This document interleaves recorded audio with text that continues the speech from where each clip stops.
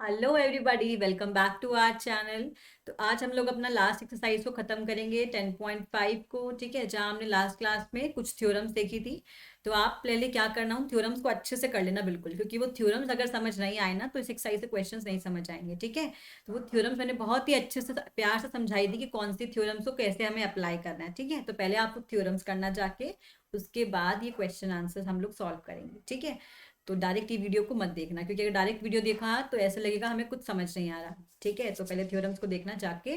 चलो हम लोग देखते हैं क्वेश्चन नंबर 4 से। एंड ये वाली क्लास में हम लोग क्या करेंगे, ये एक्सरसाइज को खत्म कर लेंगे और ये चैप्टर हमारा हो जाएगा खत्म। ठीक है, चलो जिन बच्चों ने पहले नहीं देखा उनको देख लेना।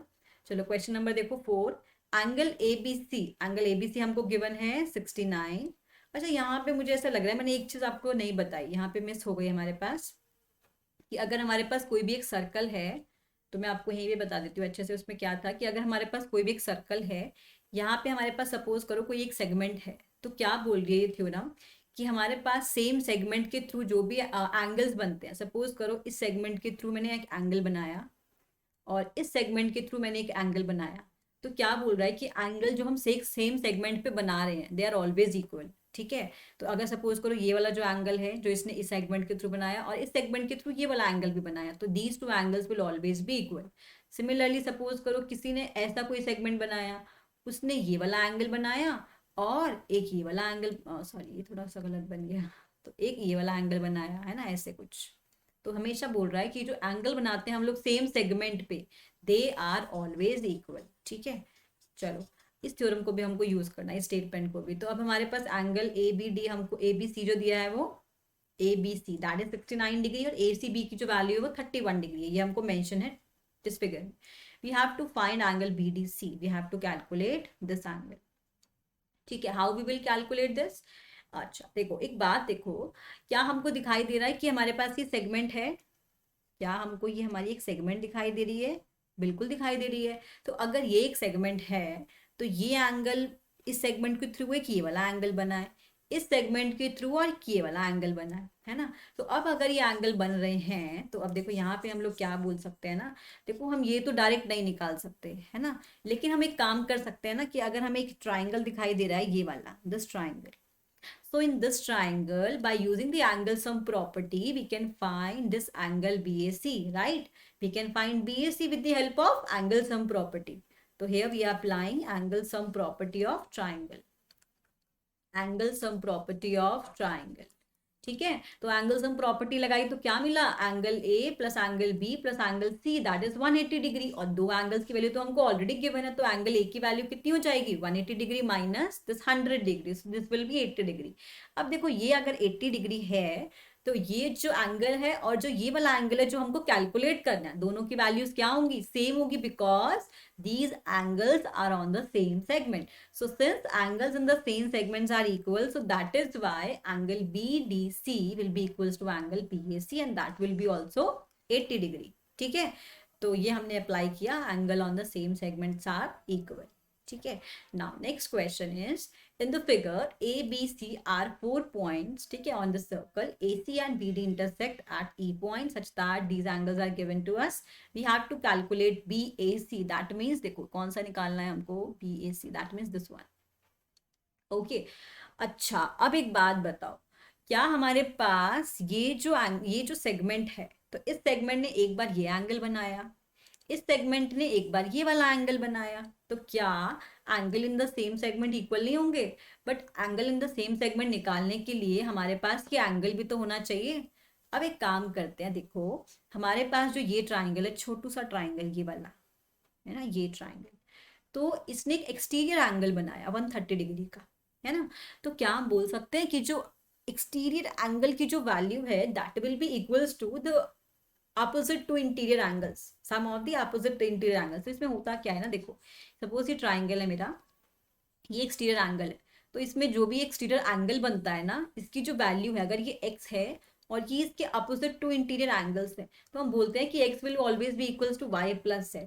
ठीक है, तो by using this thing I can say that 130 degree is equals to this x, suppose this is x plus 20, तो यहाँ पे जो x की वैल्यू वो कितनी आ जाएगी, 110 आ जाएगी क्या, ये 110 आ गई, तो this angle and this angle will B same.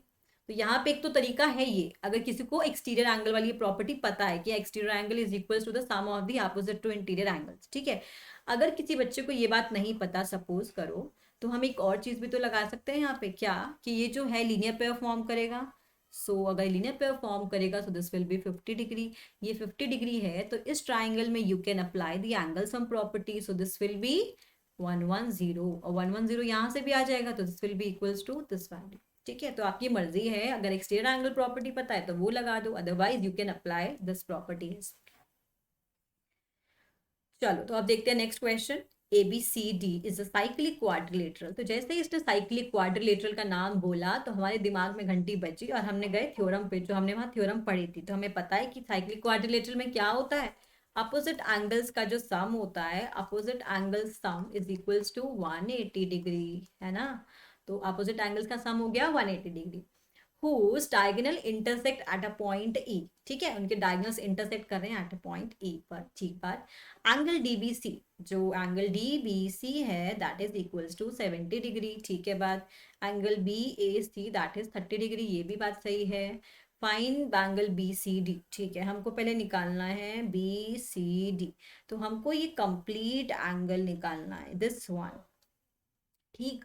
और further if AB is equals to BC then we have to calculate EC and D, तब हमें निकालना है ये वाला एंगल। ठीक है, तो ये दो चीजें हमको निकालनी है। ठीक, तो कैसे हम लोग निकाल सकते हैं इसको, तो एक काम करते हैं, देखो यहाँ पे हम लोग देख सकते हैं कि ये जो एंगल है ना सेम सेगमेंट में बन रहे हैं। जो DC जो लाइन है ना, ये वाली जो सेगमेंट है, तो यहाँ से एक तो ये वाला एंगल बन रहा है, ठीक है, और एक ये वाला एंगल बन रहा है। तो ये दोनों एंगल सेम सेगमेंट में है, तो सिंपल बात है भाई, ये हो जाएगा 70 डिग्री। ठीक है, तो यहाँ से मेरे पास आ गया कि ये DBC की जो वैल्यू है वो 70 डिग्री आ जाएगी। ठीक है, नेक्स्ट अब देखो यहाँ पे हम लोग ट्राइंगल में एंगल सम प्रॉपर्टी लगा सकते हैं। कौन से ट्राइंगल में, इस ट्राइंगल में BCD। अब ऐसा क्यों किया हमने, देखो जैसे यहाँ पे ये सेम सेगमेंट में है तो ये 70 डिग्री हुआ, वैसे ही ये वाला एंगल और ये वाला एंगल भी तो सेम सेगमेंट में है BC में, तो दिस विल ऑल्सो भी 30 डिग्री, है ना। तो 30 ये रहा, 70 ये रहा, तो यहाँ से ये कंप्लीट एंगल आ जाएगा, है ना। तो भाई हमने यहाँ पे कर दिया, BCD की जो वैल्यू है मेरे पास आ जाएगी 80 degree by using the angle sum property of the triangle. अब देखो हमने ट्राइंगल लिया ABC, हमको AB और BC गिवन था, है ना, AB और BC, ये हमको AB और BC हमको गिवन है इक्वल। अब अगर ये साइड्स इक्वल है तो इनके opposite angles will be equal, तो ये एंगल जितना है उतना ही ये एंगल हो जाएगा, है ना। अब देखो ये 30 डिग्री है और जो कंप्लीट एंगल है वो अभी हमने देखा वो 80 डिग्री है ना। ये कंप्लीट एंगल 80 डिग्री है, तो बचा हुआ एंगल कितना होगा, 50 डिग्री होगा ना। देखो हमने क्या किया, मैं वापस से बताती हूँ एक बार तुमको। हमने क्या किया, देखो कुछ भी नहीं किया, हमने angle in the same segment वाला थ्योरम को यूज किया। ये और ये सेम सेगमेंट में है तो ये 30 डिग्री हो गया। ठीक है, अब ये 30 है, ये 70 है, तो ये कंप्लीट कितना हो जाएगा, ये हो जाएगा 80 degree by using angle sum property of triangle. अब देखो ये जो साइड है इक्वल है इस साइड के, तो इसका मतलब ये जो एंगल होगा वो इस एंगल के इक्वल होगा, तो ये 30 डिग्री हो जाएगा। ये 30 है तो बचा हुआ पार्ट कितना रह जाएगा, 50 डिग्री हो जाएगा। सो सिंपल, है ना। तो बहुत, ये जो सारा सब कुछ लिखा हुआ है सिर्फ इतना सा पार्ट है कि एक बार हमने यूज किया angle in the same segment, एक बार हमने यूज किया angle opposite to the equal sides are equal. ठीक है, ये दो चीजें हमने यूज करी और हमारा थ्योरम, हमारा क्वेश्चन हो गया सॉल्व। ठीक है, नाउ नेक्स्ट क्वेश्चन हम लोग देखते हैं। If the diagonals of a cyclic quadrilateral, diagonals of a cyclic quadrilateral, cyclic बोल दिया है ना, तो समझ जाना क्या बोलना चाह रहा है ये। And if the diagonals of a cyclic quadrilateral are diameter of circle, जो डायगोनल्स हैं साइक्लिक क्वाड्रिलेटरल के, है ना, देखो ये जो डायगोनल्स है ना वही इसके क्या है, डायमीटर्स हैं सर्कल के। तो इसमें ये बात बोली, through the vertices of the quadrilateral prove that it is a rectangle. तो हमको प्रूव करना है कि ये रेक्टेंगल होगा। तो रेक्टेंगल के लिए क्या होता है, रेक्टेंगल के लिए ये होता है कि जो अपोजिट साइड्स होती हैं वो इक्वल होती हैं और कोई एंगल हमें 90 डिग्री मिल जाए, है ना, सिंपल सी बात है। चलो अब देखते हैं कैसे हम लोग इसको प्रूव करेंगे। तो यहाँ पे इसने बात बोली है कि जो AC और BD है, हमें पता है कि जो AC और BD है ये डायमीटर्स हैं, है ना, डायमीटर्स हैं। तो यहाँ पे क्या हम बोल सकते हैं कि जो इस सेमी सर्कल में जो भी एंगल बनेगा that will always B A 90 degree angle. तो दैट मीन्स अगर हम ये डायगोनल लेंगे BD तो हमारे पास ये भी 90 डिग्री हो जाएगा और ये भी 90 डिग्री हो जाएगा। सिमिलरली अगर मैंने ये डायगोनल लिया तो ये सॉरी ये नहीं, ये वाला, ये डायगोनल लिया तो ये भी 90 डिग्री हो जाएगा और ये भी 90 डिग्री हो जाएगा। पहले तो हमने ये वाले कॉन्सेप्ट को यूज किया कि हमारे पास, ये हमने कौन सा कॉन्सेप्ट को यूज किया, ये हमने जो हमने थ्योरम पढ़ी थी ना, वो 3 आर्क वाली, माइनर आर्क की, देन सेमी सर्कुलर आर्क की, देन मेजर आर्क की। तो अगर आपने वो वीडियो नहीं देखी ना, पहले उस वाले वीडियो को देखना, उसके बाद इसको शुरू करना, ठीक है ना। चलो, अब हमने देखा ये आर्क वाला, तो हमने देख लिया कि हमारे पास सारे एंगल्स तो हो गए 90 डिग्री के। अब हमारा सेकंड टास्क क्या होगा कि हमें शो करना है कि जो अपोजिट साइड्स है ना वो इक्वल होंगी, तो ये साइड इसके इक्वल और ये साइड इसके इक्वल हो जाएगी, ठीक है। उसके लिए हम लोग क्या करेंगे, ए बी सी और B A D, A B C और बी ए डी ट्राइंगल्स को लिया हमने, ये वाला ट्राइंगल एंड दिस ट्राइंगल। तो यहाँ पे सिंपल है, देखो हमें क्या क्या लेना पड़ेगा। हमने एक तो 90 डिग्री एंगल ले लिया, तो एक हमने 90 डिग्री एंगल ले लिया।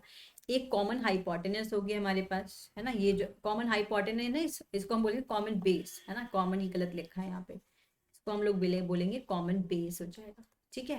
एंड एक हो जाएगा कि हमारे पास जो डायगोनल्स हैं, ठीक है, क्योंकि डायगोनल्स क्या है, बेसिकली डायमीटर्स है, दोनों के जो डायमीटर्स है वो तो सेम होते हैं, तो A C will be equals to B D ना। तो ये तीन चीजें हमने यूज करी, तो by using R H S congruence criteria we can say that these two triangles are congruent.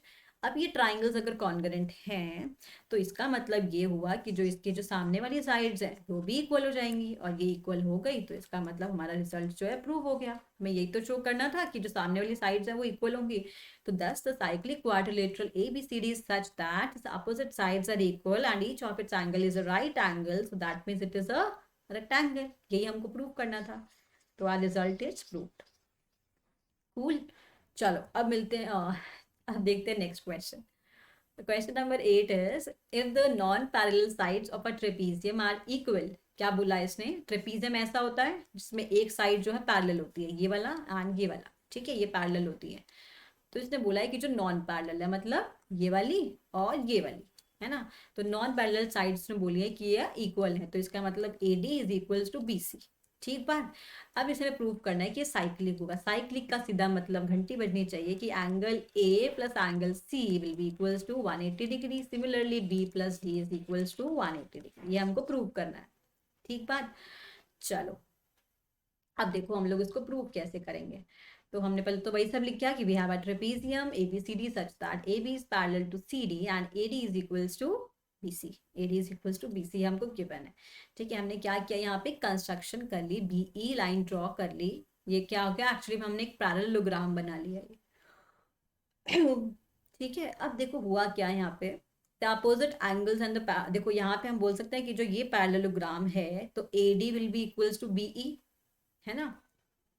तो यहाँ पे AD क्या है, B के इक्वल है, तो एंगल BAD, देखो ये वाला जो एंगल है और ये वाला एंगल है, क्या ये इक्वल होगा, इक्वल होगा। क्यों, क्योंकि हमने इसको पैरेललोग्राम बोला ना अभी अभी, तो अपोजिट एंगल्स जो है वो इक्वल होंगे और AD will be equals to BE। और हमें पता है कि जो AD है वो BC के इक्वल भी है। देखो AD जो है वो BE के इक्वल भी है और AD जो है वो BC के इक्वल भी है, तो क्या BC और BE भी इक्वल हो जाएंगे,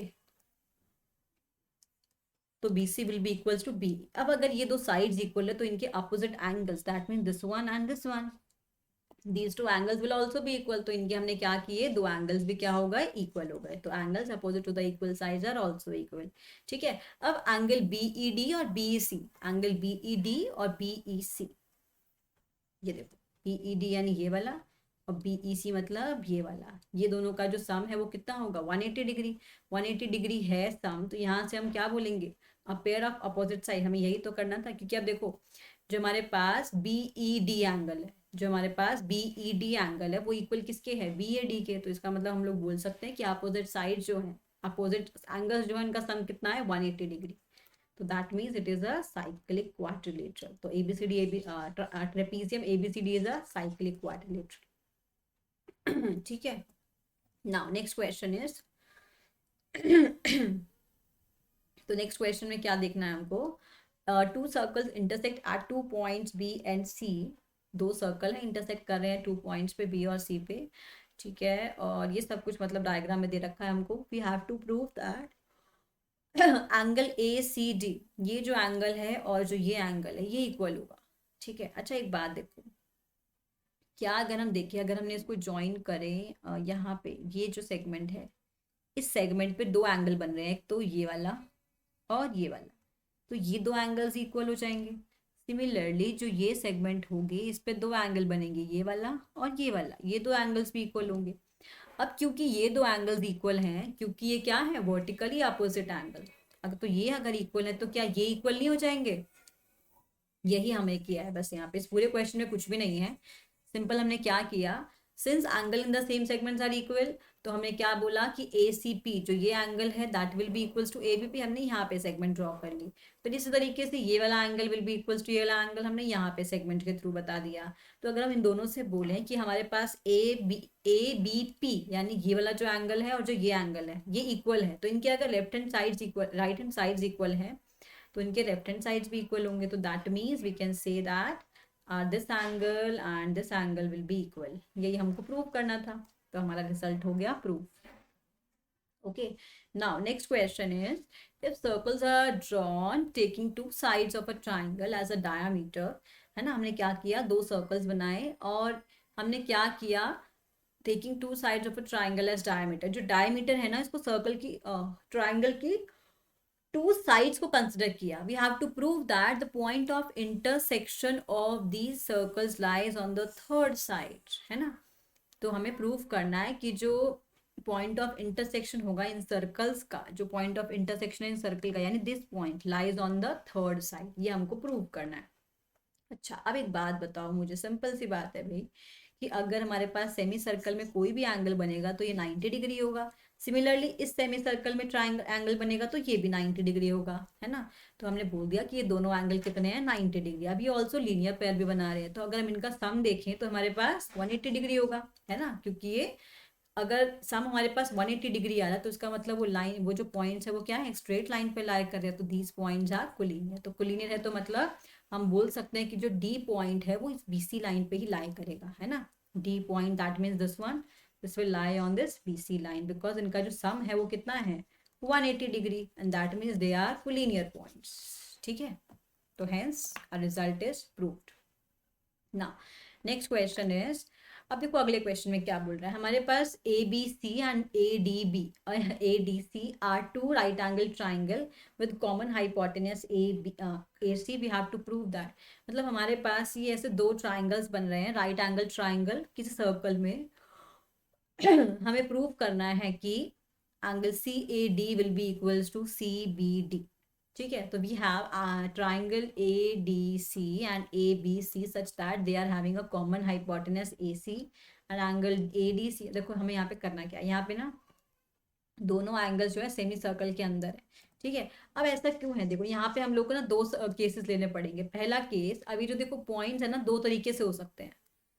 एक केस हो सकता है कि ये जो चारों पॉइंट्स है वो इस सेमी सर्कल के अंदर अंदर वाले पार्ट में ही लाई कर रहे हो, यहाँ पे यहाँ पे यहाँ पे यहाँ पे। दूसरा केस क्या हो सकता है कि ये कुछ इस टाइप से पॉइंट्स हो, पूरे सर्कल में स्कैटर्ड हो पॉइंट्स। ठीक है, देखो पहला केस जब हमने लिया तो हमने क्या बोला कि हमारे पास इस टाइप से पॉइंट्स है, तो दो ट्राइंगल बन रहे हैं, right angle triangle, you can see that A B C and A C D. ठीक है, अब देखो चारों पॉइंट जो है सर्कल के ऊपर लाई करे, तो these points are concyclic, है ना, A B C D are concyclic, क्योंकि चारों सर्कल की बाउंड्री पे लाई कर रहे हैं। हमने ज्वाइन किया बी डी को, अब हमने अगर ज्वाइन किया बी डी को तो हमने देखा कि क्या टी सी हमारे पास एक कॉर्ड है, डी सी क्या है, कॉर्ड है।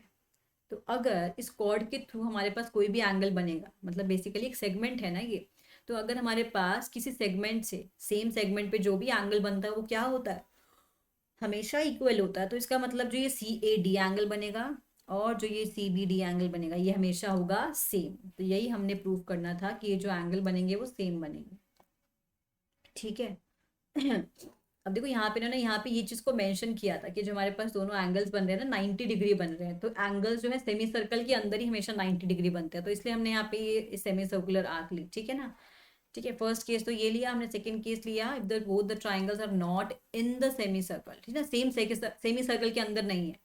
ठीक है, तो इस केस में क्या होगा, देखो हमने दो पॉइंट्स को यहाँ लिया, बाकी पॉइंट्स को यहाँ लिया, तो इस टाइप से हमारे पास ये फिगर ड्रॉ कर दिया हमने। अब ये पॉइंट्स कौन साइक्लिक की हैं, यहाँ पे हमने वही किया, ज्वाइन किया बी डी को। अब देखो यहाँ पे हमने अगेन डी सी को अगर हमने ये लिया सेगमेंट, तो इस सेगमेंट पे दो हमारे पास ट्राइंगल ड्रॉ कर पा रहे हैं, ये वाला और एक ये वाला। सिमिलरली यहाँ पे भी यही होगा कि angle in the same segments are equal, तो अगेन ये दो एंगल्स क्या हो जाएंगे, these two angles will be equal.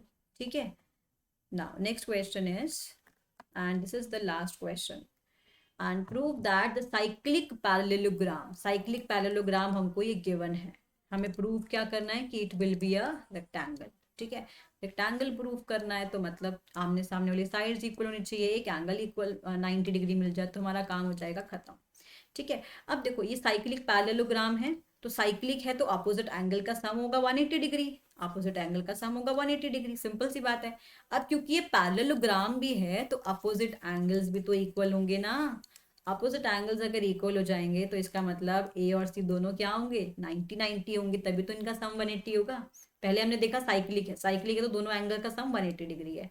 फिर हमने देखा ये पैरेललोग्राम भी है, पैरेललोग्राम है तो दोनों इक्वल होंगे, दोनों इक्वल है तो मतलब दोनों 90 डिग्री के होंगे, और दोनों 90 डिग्री के हैं. इसी तरीके से अपोजिट जो बाकी दोनों हैं वो भी 90 डिग्री के मिल जाएंगे. तो यहाँ से हमने क्या देखा कि अब देखो यहाँ पे हमने वो क्यों नहीं दिखाया कि अपोजिट साइड्स भी इक्वल होती हैं, ऐसा हमने क्यों नहीं दिखाया यहाँ पे, क्योंकि हमको ये ऑलरेडी गिवन है कि ये पैरेललोग्राम है. और अगर पैरेललोग्राम होता है ना तो हमें इतनी सबकी जरूरत नहीं होती पैरेललोग्राम में, क्योंकि ऑलरेडी गिवन होता है कि जो अपोजिट साइड्स है वो इक्वल होती हैं. इसलिए हमने बस शो कर दिया कि जो इसके एंगल्स है ना वो 90 डिग्री है, और यहाँ से हमारा काम हो जाएगा खत्म. तो इसका मतलब ABCD क्या है, जो कोई भी हमारे पास साइक्लिक पैरेललोग्राम होगा that will automatically be a rectangle. ठीक है, एंड हमारा रिजल्ट हो गया prove. And here we are done with this chapter number 9. ठीक है, तो नेक्स्ट क्लास में हम लोग मिलेंगे नए चैप्टर के साथ. तब तक आप लोग इसी चैप्टर को, प्रीवियस चैप्टर जो भी कराए हैं उनको कर लेना बढ़िया तरीके से रिवाइज. ठीक है, चलो बाय बाय, थैंक यू.